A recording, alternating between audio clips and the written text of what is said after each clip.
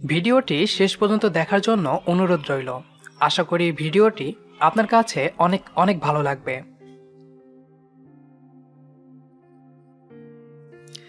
আমার বাসরাত।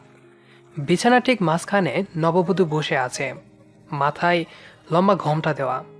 আমি বিছানার এক কোণায় বসে আছি। রুমে এসি চলছে, তবুও ঘামছি। বুকের ভেতর হৃৎপিণ্ড এমনভাবে লাফাচ্ছে মনে হচ্ছে ড্রাম বাজছে। চেষ্টা করছি, কিন্তু মুখ থেকে কোনো কথা বের হচ্ছে না। মনে হচ্ছে সব কথাই ভুলে গেছি। সে এক অস্বস্তিকর অবস্থা, অথচ এমন হওয়ার কথা না। আমি যথেষ্ট সাহসী ও স্মার্ট একটি ছেলে। তাছাড়া এই বাসরাতের জন্য যথেষ্ট প্রস্তুতিও নিয়েছি। বাংলা সিনেমার বাসর ঘরের সিনগুলো বারবার দেখেছি এবং বিভিন্ন জনের কাছ থেকে অনেক পরামর্শ নিয়েছি। সবচেয়ে বেশি পরামর্শ পেয়েছি আমার ভাবির কাছ থেকে, তবে তিনি একজন বোকা টাইপের সহজ সরল মহিলা। আর তার অধিকাংশ পরামর্শই ছিল উদ্ভট এবং ভয়ঙ্কর। শোন, বাসরাতেই কিন্তু বউকে ঠিকমতো টাইট দিবি। তুমি যখন বলেছ অবশ্যই দেব, কোনো ছাড়াছাড়ি নাই। কিন্তু কি দিয়ে টাইট দেব? প্লাস স্ক্রুড্রাইভার নাকি রেঞ্জ দিয়ে? সব কিছু নিয়ে ঠাট্টা করবি না। মনে রাখিস, বাসরাতেই বিড়াল মারতে হয়, না হলে সারা জীবন কিন্তু বউয়ের কথায় উঠবস করতে হবে। করলে সমস্যা কি? উঠবস করা এক ধরনের ব্যায়াম, শরীর ভালো থাকবে। ফাজলামি করবি না, একটু সিরিয়াস হ। ওকে, আমি সিরিয়াস। কিন্তু বিড়াল যে মারব, তা বিড়াল পাবো কোথায়? আর ভাবি, এরা এ যুগের মেয়ে, এদের এমনিতেই ভয় ডর কম। বিড়াল মারলেও কোনো লাভ হবে বলে মনে হয় না। যদি বাঘটাক জাতীয় কিছু মারতে পারতাম তাহলে একটা কথা ছিল, কিন্তু সমস্যা হচ্ছে বাঘ পাবো কোথায়? আচ্ছা ভাবি, তোমার জানাশোনা কোনো ফার্ম আছে যেখানে বাঘ বিক্রি করে? আমার মাথায় একটা সিরিয়াস আইডিয়া এসেছে। ধরো বিয়ের দিন একটা বাঘ খাঁচাসহ কিনে এনে বাসর ঘরে রেখে দেব। তারপর রাতে টারজনের মতো শুধু লাল রঙের একটা জাহিঙ্গা পরে বাসর ঘরে ঢুকবো। রুমে ঢুকেই কোনো কথা নাই, প্রথমেই মুখের কাছে দুই হাত এনে টারজানের মতো ও বলে একটা চিৎকার দেব। তারপর নতুন বউয়ের সামনে জঙ্গলিদের মতো নেচে নেচে বল্লম দিয়ে বাঘটিকে খুঁচিয়ে খুঁচিয়ে মারব। এরপর বাঘের ডেড বডির উপর দাঁড়িয়ে আবারও ও বলে চিৎকার দেব। আমি 100 ভাগ নিশ্চিত বউ ভয় পাবেই, এমনকি ভয়ে অজ্ঞান হয়ে যেতে পারে। খেয়াল করলাম ভাবি অবাক হয়ে আমার দিকে তাকিয়ে আছেন। এভাবে তাকিয়ে আছো কেন? তোরে বুদ্ধি দিতে আসাটাই আমার ভুল হয়েছে। ভাবি, একটা কথা, জাহিঙ্গাটা লাল পরব নাকি হলুদ? তুই দূর হ আমার সামনে থেকে। বাসর ঘরে এভাবে বেকুবের মতো বসে থাকার কোনো মানে হয় না। সিদ্ধান্ত নিলাম কোনো একটা ওসিলাই রুম থেকে বের হয়ে পালিয়ে যাব। তারপর রাতে আর বাসায় ফিরব না। বিছানায় বসা থেকে উঠে দাঁড়ালাম। দরজার সামনে যেতেই পেছন থেকে মাস্টারনির মতো কণ্ঠে বলে উঠল, কোথায় যাচ্ছ? মাই গড, প্রথমেই তুমি? কোথায় ভেবেছিলাম প্রথমে আপনি করে বলবে, আর আমি বারবার অনুরোধ করে বলবো আপনি না তুমি বলো। কিছুই তো দেখছি পরিকল্পনা মতো এগোচ্ছে না। ঘুরে দাঁড়ালাম, দেখলাম এখনো ঘোমটা দিয়েই বসে আছে। বললে না কোথায় যাচ্ছ? টয়লেটে যাব। ঠিক আছে, কিন্তু বাইরে যাচ্ছ কেন? টয়লেট তো রুমের মধ্যে। তাই নাকি? টয়লেট রুমের মধ্যে? তোমার বাসা, আর তুমি আমাকে প্রশ্ন করছো? তাই তো, এটা তো আমারই বাসা। বুঝছি না কেন জানি সবকিছু ওলটপালট হয়ে যাচ্ছে। তাই? আচ্ছা যাও, টয়লেট থেকে ঘুরে আসো। এখন তো টয়লেটে যেতে ইচ্ছে করছে না। আচ্ছা, ইচ্ছে না করলে যেতে হবে না। এদিকে আসো, সামনে এসে বসো। ভয়ে ভয়ে বিছানার এক কোণে গিয়ে বসলাম। ওখানে বসেছো কেন? আমার সামনে বসো। সামনে গিয়ে বসলাম। হৃৎপিণ্ডের গতি আরো বেড়ে গেল। সেই সঙ্গে বেড়ে গেল ঘামের গতি। মনে হচ্ছে প্রতিটি লোমকূপে একটি করে পানির নল বসানো হয়েছে। টের পাচ্ছি শেরওয়ানির নিচে পাঞ্জাবি ঘামে ভিজে গায়ের সঙ্গে লেপ্টে গেছে। সে এক বৃষ্টি অবস্থা। তোমার সমস্যা কি? গত আধা ঘন্টা ধরে লক্ষ্য করছি তুমি কেমন যেন অন্যরকম আচরণ করছো। আমারও তাই মনে হচ্ছে। কেন জানি সবকিছু তালগোল পাকিয়ে যাচ্ছে। আসলে প্রথম বিয়ে তো, তাই। প্রথম বিয়ে মানে? তোমার কি আরো বিয়ে করার ইচ্ছে আছে? নাউজুবিল্লাহ, এটা কি বললা? আসলে নার্ভাস তো, তাই কি বলতে যে কি বলছি বুঝতে পারছি না। It's okay. আচ্ছা, আমি আর কতক্ষণ এভাবে ঘোমটা দিয়ে বসে থাকবো বলতে পারো? আমার ঘাড় ব্যথা করছে। তাই নাকি? আসো তোমার ঘাড় টিপে দিই। আমি কি তোমাকে ঘাড় টিপতে বলছি? না, তা বলনি। ঠিক আছে, বলো আমাকে কি করতে হবে। তোমাকে কিছুই করতে হবে না। বলেই ঝামটা দিয়ে ঘোমটা খুলে ফেলল। হাই খোদা, সবসময় ভেবেছি বাংলা সিনেমার মতো বাসরাতে আমি ঘোমটা খুলব। সে লজ্জায় জড়সড় হয়ে মাথা নিচু করে বসে থাকবে। আমি চিবুকে হাত দিয়ে বলবো, চোখ খোলো লক্ষ্মীটি, আমার দিকে তাকাও। তা না, সে নিজেই ঘোমটা খুলে ফেলেছে। কি হলো? নিচের দিকে তাকিয়ে আছো কেন? আমার মুখের দিকে তাকাও। বউয়ের মুখের দিকে তাকালাম। মনে হলো আমার সামনে এক অস্পরি বসে আছে। চুপ করে আছো কেন? বলো, আমাকে দেখে কেমন লাগলো? বুঝতেছি না। মানে কি? না, আসলে ভাষা খুঁজে পাচ্ছি না। তুমি অনেক সুন্দর। তাহলে মাশাল্লাহ বলো। মাশাআল্লাহ, সুবহান আল্লাহ, আলহামদুলিল্লাহ। এত বেশি বলতে হবে না। তোমাকে দেখে অনেক খুশি হয়েছি তো, তাই সবকিছু একসাথে বের হয়ে যাচ্ছে। খুশি হয়েছো? তাহলে যাও, এখন 2 রাকাত নফল নামাজ পড়ে খোদার কাছে শুকরিয়া আদায় করো। এখনই পড়তে হবে? হ্যাঁ, এখনই পড়তে হবে। শোনো, এই রুমে তো জায়নামাজ নাই। জায়নামাজ ছাড়া নামাজ পড়াটা ঠিক হবে না। সমস্যা নেই, আমার সুটকেসের মধ্যে জায়নামাজ আছে, বের করে দিচ্ছি। বউ সুটকেস থেকে জায়নামাজ বের করে দিল। জায়নামাজ বিছিয়ে নামাজ পড়তে দাঁড়িয়ে গেলাম। নামাজ শেষ করে মোনাজাত ধরতে যাব। ঠিক তখনই বউ বলে উঠল, অজু করেছিলে? না। অজু ছাড়াই নামাজ শেষ করে ফেললে? ও মাই গড, অজু করার কথা মনেই ছিল না। তবে সমস্যা নাই, আল্লাহ এই ছোটখাটো ব্যাপার ধরেন না, উনি মহান। নিজে নিজে হাদিস বানিও না, যাও অজু করে আবার নামাজ পড়ো। আর একটি কথা, আজ সারাদিনে কয় ওয়াক্ত নামাজ পড়েছো? আজ পড়িনি। কেন? মনে হয় বিয়ের টেনশনে। বিয়ের টেনশন নাকি খুশিতে? সম্ভবত দুটোই। শোনো, বিয়ে করেছো এটা অবশ্যই খুশির ব্যাপার, কিন্তু এই খুশিতে তো আর নামাজ বাদ দিতে পারবে না। সেজন্য এখন 2 রাকাত নফল নামাজ তো পড়বেই, তার সাথে সারাদিনের সব কাজা নামাজও পড়বে। মাই গড, বলো কি? সারাদিনের এত নামাজ পড়তে পড়তে তো রাতই শেষ হয়ে যাবে। শেষ হলে হবে, কোনো সমস্যা আছে? অবশ্যই আছে। এটা আমার বাসর রাত। এটা সবে বরাতের রাত না যে সারা রাত নামাজ পড়ব। শোনো, নামাজ কালাম নিয়ে কখনো ফান করবা না। আচ্ছা, করব না। দাঁড়িয়ে আছো কেন? যাও নামাজ শেষ করো। আমি এর মধ্যে বিয়ের পোশাক চেঞ্জ করে একটু ফ্রেশ হই। তা কি পরবো? মানে কি? মানে আমি তোমার পছন্দের পোশাক পরতে চাচ্ছি। এখন বলো, শাড়ি পরবো নাকি সালোয়ার কামিজ? শোনো, আমার রুচি তোমার পছন্দ হবে না। পছন্দ না হলেও বলো, শুনি।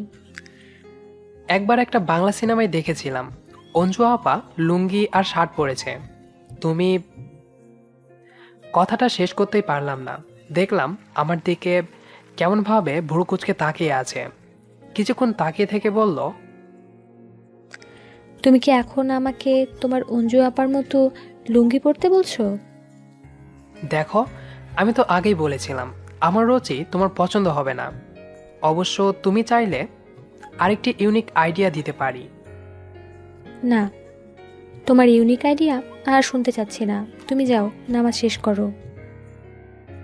বিসমিল্লাহ বলে নামাজ শুরু করলাম। নামাজ শেষ করে দেখি বউ বিয়ের পোশাক পাল্টে নীল একটা শাড়ি পরে বসে আছে। কেমন লাগছে আমাকে? নীলপরীর মতো লাগছে। তাই? তুমি কি কখনো পরে দেখেছো? না, দেখিনি। তাহলে কি করে বুঝলে আমাকে পরীর মতো লাগছে? সরি, ভুল হয়ে গেছে। তোমাকে পরীর মতো লাগছে না। তার মানে কি? না মানে আমি বলতে চেয়েছি তোমাকে পরীর চেয়েও সুন্দর লাগছে। ধন্যবাদ। আচ্ছা, তোমার কি আমার হাত ধরতে ইচ্ছে করছে? একটু একটু করছে। ধরতে চাইলে ধরতে পারো, তবে তার আগে 50,000 টাকা দিতে হবে। বুঝলাম না, তোমার হাত ধরার জন্য কেন আমাকে টাকা দিতে হবে, তাও আবার 50,000?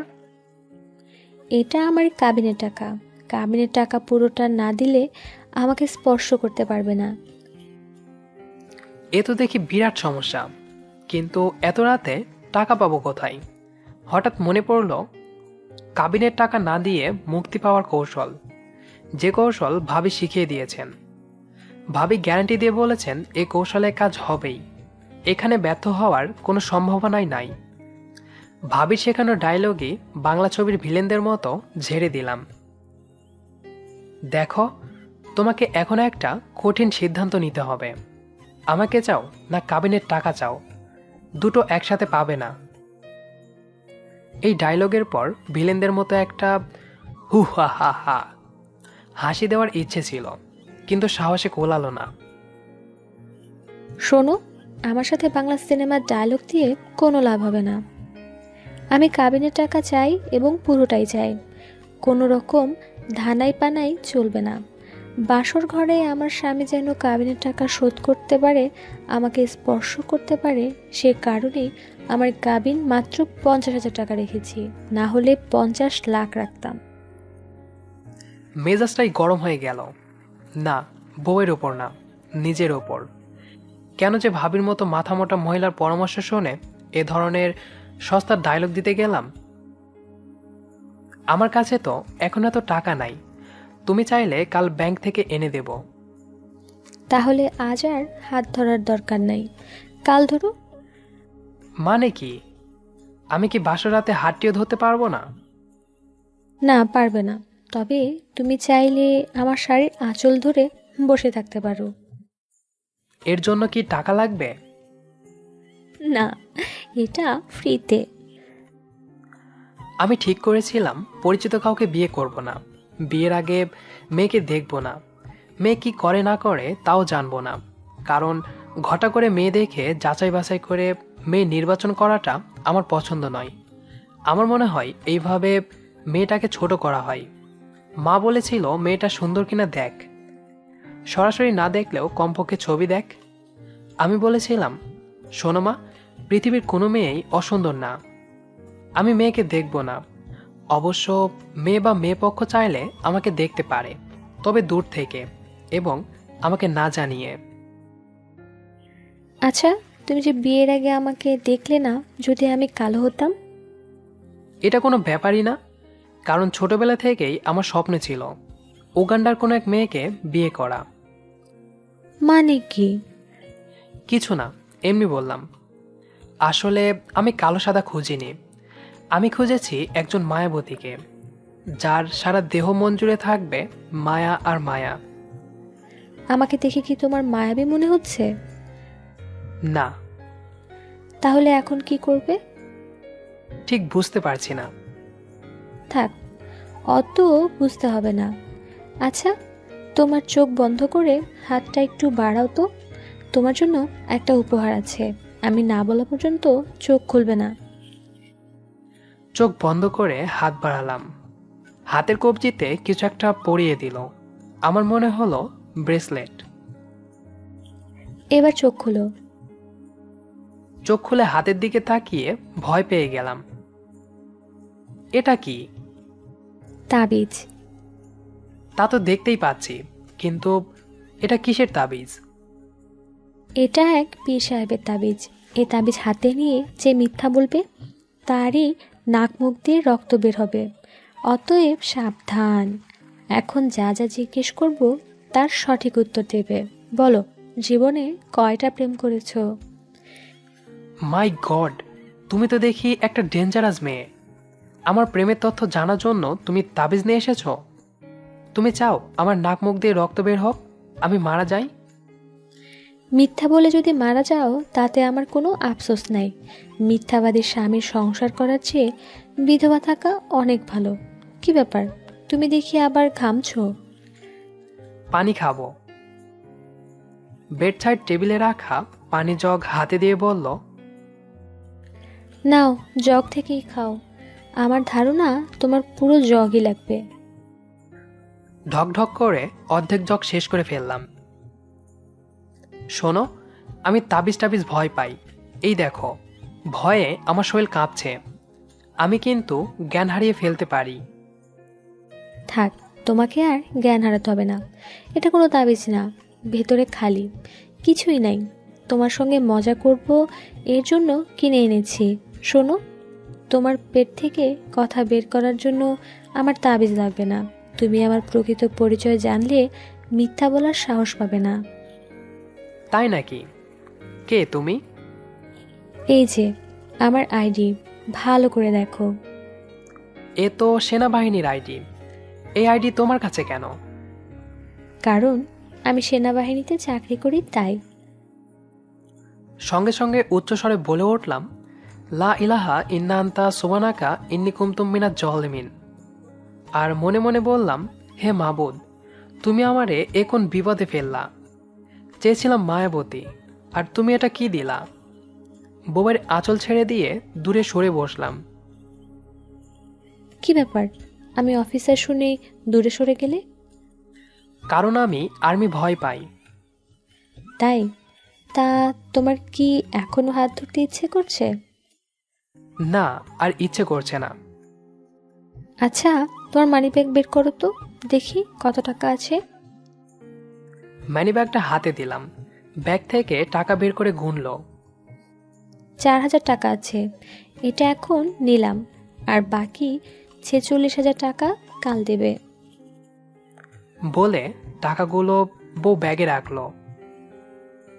নাও, এখন হাত ধরো। না, না লাগবে না। আমার হাত ধরতে ইচ্ছে করছে না। ইচ্ছে না হলেও ধরবে, কারণ এখন আমার খুব ইচ্ছে হচ্ছে। হাত ধরলাম। বুকের ভেতর আবার ড্রাম বাজতে শুরু করলো। একটা গান গাও তো। বউয়ের এমন আবদারে অবাক হয়ে গেলাম। আমাকে বলছো? এখানে তো তুমি ছাড়া আর কেউ নেই। আমি গান গাইতে পারি না। আমি বাথরুমেও কখনো গান গাইনি। তারপরও গাও। আসলে ছোটবেলা থেকে আমি স্বপ্ন দেখতাম বাসর রাতে আমার বর আমাকে হাত ধরে চোখের দিকে তাকিয়ে রোমান্টিক গান গাইছে, আর আমি মুগ্ধ হয়ে শুনছি। কিন্তু আমার গান তোমার ভালো লাগবে না। লাগবে। ঠিক আছে, তুমি যখন জোর করছো, তা কি গান গাইবো? তোমার সবচেয়ে প্রিয় গানটাই গাও, তবে তার আগে আমার হাত ধরে চোখের দিকে তাকাও। কাপা কাপা হাতে বইয়ের এক হাত ধরে চোখের দিকে তাকালাম। দেখলাম বইয়ের চোখে মুখে রোমান্টিকতা। আমিও আমার চাহনিতে রোমান্টিক একটা ভাব আনার চেষ্টা করলাম। তারপর কাপা কাপা গলায় গান ধরলাম। বন্ধু তুই লোকাল বাস, বন্ধু তুই লোকাল বাস, আদর। বউ হাত তুলে গান থামিয়ে দিল। তোমার সমস্যা কি? কোনো সমস্যা নাই। কেন? মাই গড, তোমার রুচি তো দেখি ভয়াবহ রকমের খারাপ। কেন?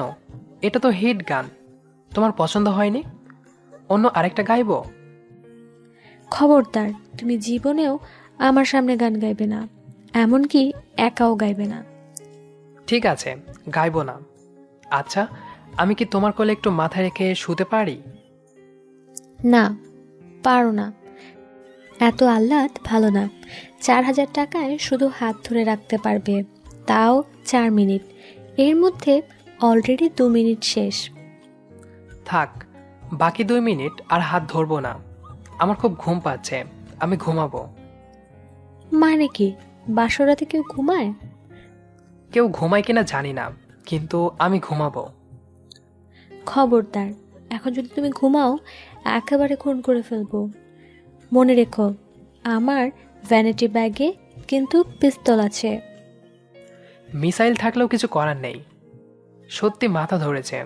বিয়ের টেনশনে গত 2 রাত ঘুমাতে পারিনি, কেমন জানি লাগছে। আচ্ছা, যাও ঘুমাও। আসলে বউ আর্মি অফিসার জানার পর থেকে ভয় পেয়ে গেছি। ভয় কিনা জানি না, রাজ্যের ঘুম এসে জড়ো হয়েছে 2 চোখে। কখন যে ঘুমিয়ে পড়লাম বুঝতেই পারিনি।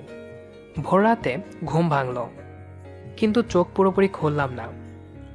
মিটমিট করে চোখ খুলে দেখি আমার মিলিটারি বউ জেগে বসে আছে, আর আমার মাথা তার কোলে। নরম হাতে আমার চুলে বিলি কাটছে। মনে হলো তার হাত থেকে মায়া গলে গলে ঝরে পড়ছে আমার চুলে। বুঝতে দিলাম না যে আমি জেগে আছি। ঘুমের ভান করেই তার কোলে মাথায় রেখে শুয়ে থাকলাম। বুকের ভেতর কেমন জানি শান্তির হাওয়া বয়ে যাচ্ছে। মনে মনে বললাম, এই তো আমার মায়াবতী, আমার স্বপ্নের মায়াবতী। বাসর রাত মানুষের জীবনের সবচেয়ে মধুর রাত। এই রাত মানুষের জীবনে একবারই আসে। অবশ্য যারা একাধিক বিয়ে করেন তাদের কথা আলাদা। এই রাত নিয়ে যেমন আপনার স্বপ্ন আছে, তেমনি যে আপনার বউ হয়ে আসছে তারও অনেক স্বপ্ন থাকতে পারে। চেষ্টা করুন দুজনের স্বপ্নগুলোকে পূরণ করতে। কষ্ট করে ভিডিওটি শেষ পর্যন্ত দেখার জন্য অসংখ্য ধন্যবাদ। ভিডিওটি আপনার কাছে কেমন লেগেছে সেটি অবশ্যই কমেন্ট করে জানিয়ে দিন। আর যদি ভিডিওটি ভালো লেগে থাকে তাহলে সাবস্ক্রাইব তো অবশ্যই করবেন, সাথে আপনার প্রিয় মানুষদের সাথে ভিডিওটি শেয়ার করুন। ধন্যবাদ সবাইকে।